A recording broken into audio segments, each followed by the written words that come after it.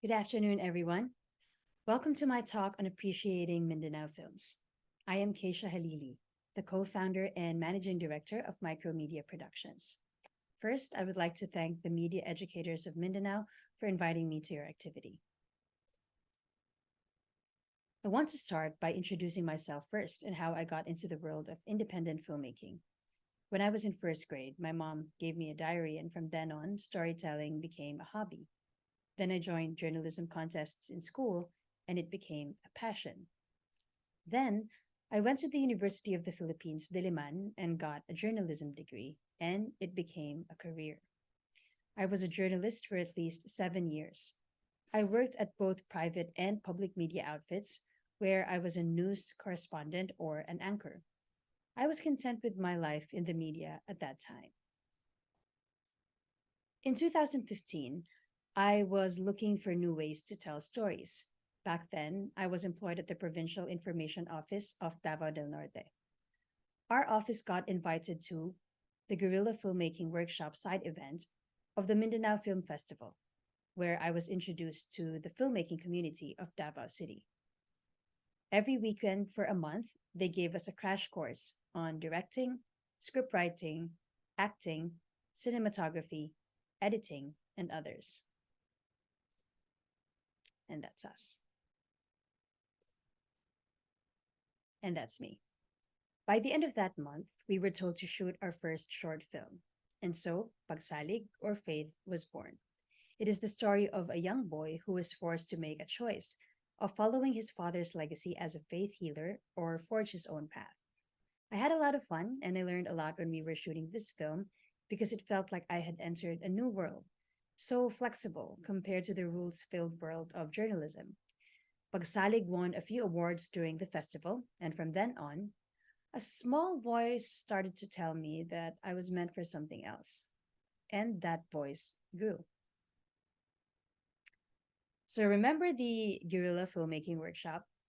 The cinematography class was taught by Koy Koy Nacario, who is the director of photography of more than a dozen independent Mindanaoan films. We ended up being partners in life, and in 2016, we became partners in business when we founded Micromedia Productions. While most of our clients are in government, the development sector, and private companies, we have also been involved in the local filmmaking industry. We have produced two short films, and we are also a member of Pasalidahay, a SEC registered film organization that seeks to promote films by local filmmakers. It organizes the biannual Gilngig Asian Fantastic Film Festival. It is with this background that I will answer four questions that hopefully would allow you, educators, to appreciate Mindanao films, even for just a little bit more after this talk. My perspective should be taken as my own opinion and not of an expert. But I will come from the point of view of a student whose eyes have been opened to the world of Mindanao films. And the things that I will share are partly my observations and partly things that I have picked up in the past 8 years. So, what makes a Mindanao film? To answer this, we have to appreciate first what is Mindanao and why is it being collectively referred to? Why is Luzon film or Visayas film not a thing? First, it has something to do with geography. Mindanao is one big block of land, save for a few islands. Because of this, we are easily able to travel from north to south and east to west. You may say the same thing for Luzon, but one thing that makes us associate more with each other is our shared history. The great settler migration in the early part of the 20th century invited many people from different parts of the country and in nearby Southeast Asian countries. But Mindanao was already a land of the Moro people and other indigenous peoples. This influx of outsiders led to decades of both conflict and progress. And for some reason, though everybody came from many places, speaking many languages, ultimately it is arguable that Bisaya, with its variations per locality, is the dominant language, except in the Muslim region. So in our travels for work, I often found people quite excited when they know that I can speak Bisaya or I'm from Davao. and they are proud to share that they are also from some part of Mindanao as well. All of these elements contribute to a shared culture among the Mindanao people, whether they be indigenous, Muslim, or Christian. And despite coming from different backgrounds, we understand each other. We recognize and celebrate the differences that we have together, not in isolation of one another. So, for me, a Mindanao film is essentially a film that is a representation of an aspect of what it means to be Mindanao. Others might disagree, but for me, a film can be Mindanaoan even if the filmmaker is from Mindanao but does not currently live here, or if the filmmaker is a complete outsider. So long as the essence of the film speaks to the identity of the Mindanaoan people, I think it can be considered. For instance, recently, Martin Scorsese, The Killers of the Flower Moon, when he made that, it's an IP story, but Scorsese is not an IP. It doesn't mean, though, that the story cannot be one. And if I make a story about my life in Manila, it doesn't mean I can't do that just because I am from Davao City. A Mindanao film starts with a Mindanao story. These are stories that have existed and are about the people, places, and events that have shaped Mindanao.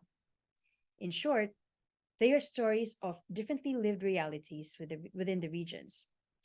Keep in mind that when we speak of realities, I refer to the collective consciousness and not just real events, like for a documentary.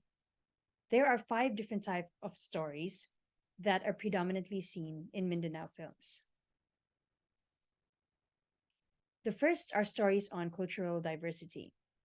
So, as I mentioned earlier, Mindanao is home to numerous indigenous and Muslim communities, each with its own set of traditions, beliefs, and practices. Stories from Mindanao may explore the cultural richness and diversity of these communities. For example, Si Astri Makasi Tambula, a short film by Seth Suarez, is a moving drama about a Bajau trans woman who is forced to marry a woman betrothed to her from birth. It's an incredible story of young love and identity.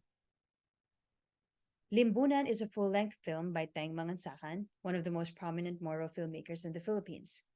Limbunan captures the ritual motions of the women in a family preparing for the wedding of a 17-year-old Ayesa who is betrothed to a man she barely knows.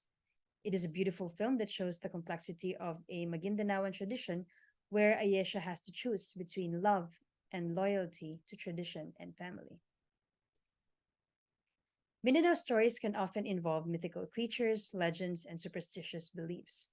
They are passed down through generations through oral history and contribute to the cultural identity of the people in Mindanao. For example, Happy Festa is a short film by Joe Bacos. It is about a Western man in black who pays to local visits to hospitals nightly, carrying an ice bucket. Later, he's revealed to be a member of an international trading organization, and he seduces women into spending nights with him with his ulterior motive. But one night, he meets a mysterious woman who proves to be his match.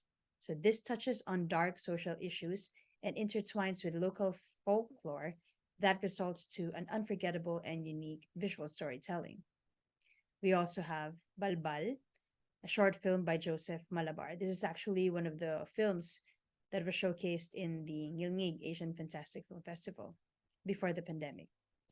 So Balbal is about Balong, a teenage boy who was ordered by his sisters to look out for their dead brother. Muted memories, issues, and long held grudges were unveiled. This storytelling has a clear and straightforward approach on the myth about the Balbal who feeds and steals corpses. Mindanao has a complex and colorful history, and so our stories can also come from historical narratives marked by the interactions of various ethnic groups, colonization, and struggles for autonomy. Armed conflict and tribal wars are among the topics that films have explored in the past. Concierto, a full length by Paul Alexander Morales, is a historical drama based on the director and writer's family history in wartime Davao. His displaced family holds a piano concerto, a rarity in those times for embattled Filipino neighbors and Japanese occupiers.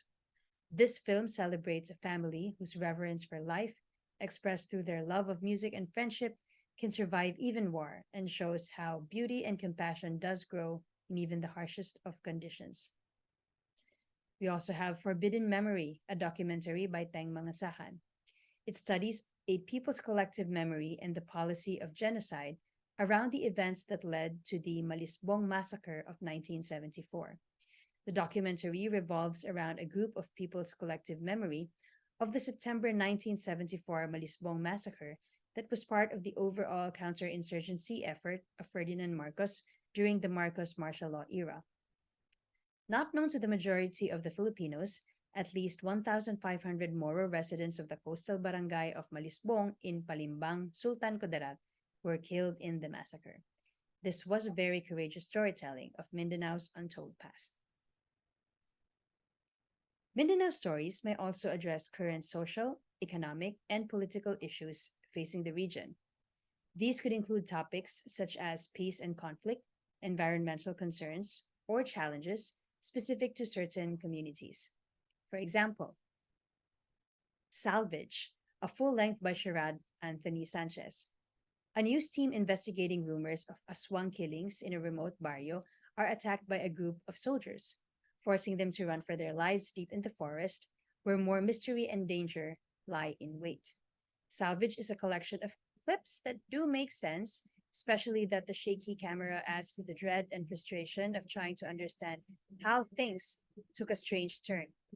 You'll be left with countless unanswered questions even after the end credits roll. Sherrod specifically created this film reflecting his truth as a Mindanaoan.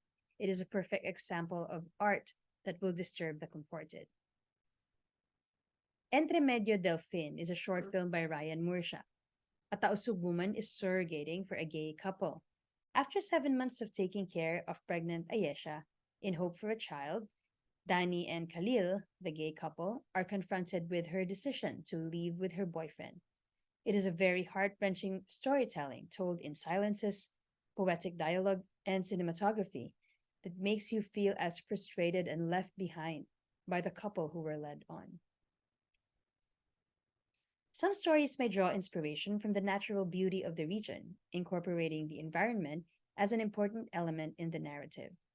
For example, in Ang Ikaduhang Pagbalik, a short film by Jeffrey Poe, a young man who was hesitant at first to join a church service finally decides to change the course of his spiritual life.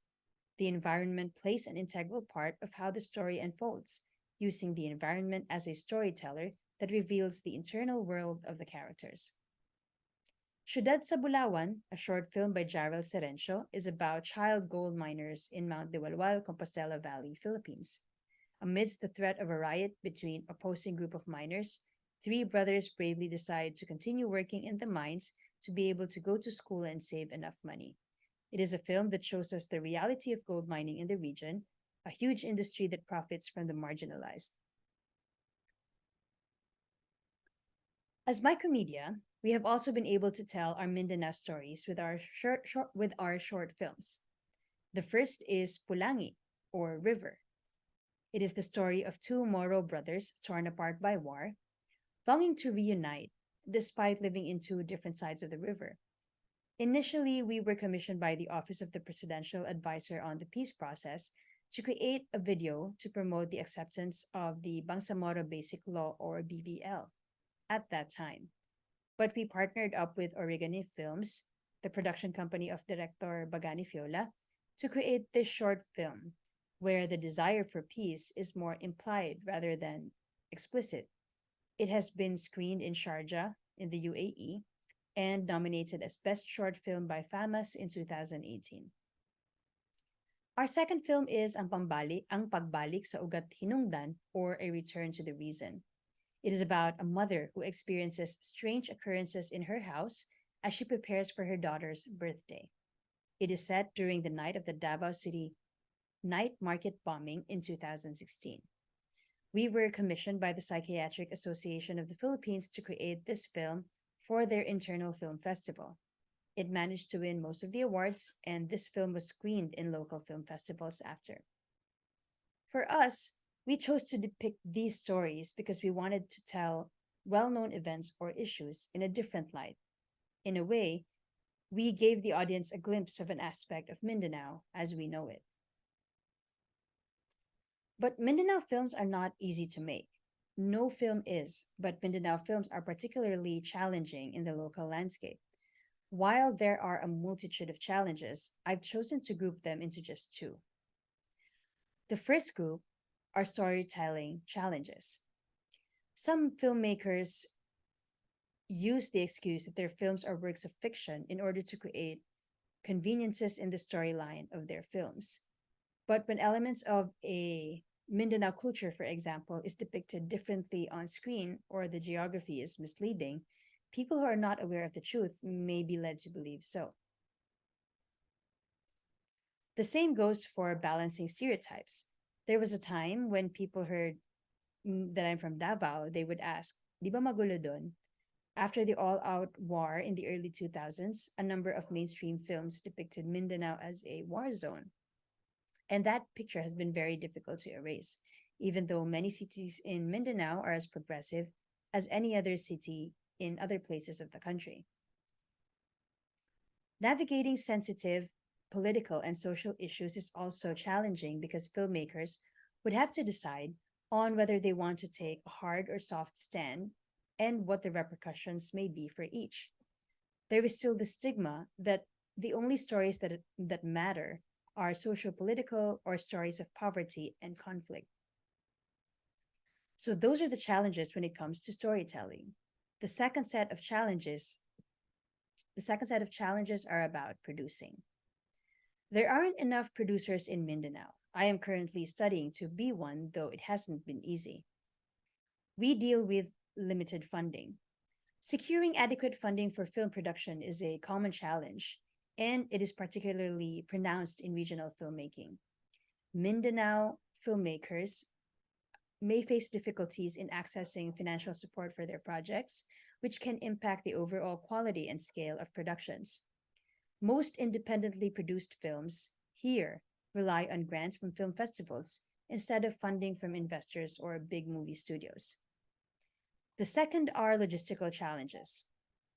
Limited access to state of the art equipment, post production facilities, and experienced crew members may impact the technical quality of Mindanao films. And there's a standard that international film festivals, for example, uphold when they want to accept films. And so that's particularly challenging for Mindanaoan films if we are not able to meet those standards. Third are distribution challenges. Getting Mindanao films to audiences beyond the region can be challenging. The limited presence of distribution networks and cinema screens in Mindanao compared to major urban centers can restrict the reach of these films. And lastly is talent development. Developing a pool of skilled and experienced filmmakers, technicians, and actors is crucial for sustaining a regional film industry. Limited opportunities for training and professional development can be a hurdle for the growth of talent in Mindanao. Despite the film industry here in the Philippines being in existence for 100 years, it is only in the past 10 years or so where filmmakers based in Mindanao have actually started gaining more resources and access to networks through the Film Development Council of the Philippines. And this is important because it means these filmmakers are finally getting the chance to tell stories from the perspective of people who live here and feel that there are other sides of Mindanao that are not that are not being given enough voice in mainstream cinema. So as educators, why do we need to support Mindanao films? And by support, I mean why do we need to teach them and make our youth appreciate them?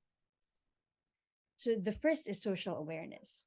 Many Mindanao films address local issues, including social, environmental, and cultural concerns.